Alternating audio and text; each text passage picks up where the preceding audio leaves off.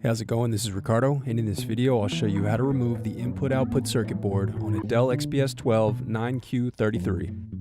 If you're looking for parts for this laptop, go to our website and use this coupon for a 5% off discount.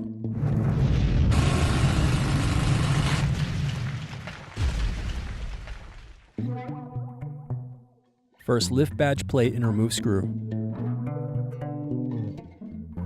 Then unscrew and remove bottom base.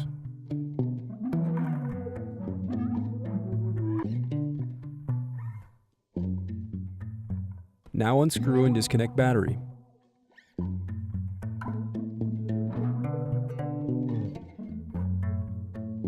Then unscrew and disconnect input-output circuit board.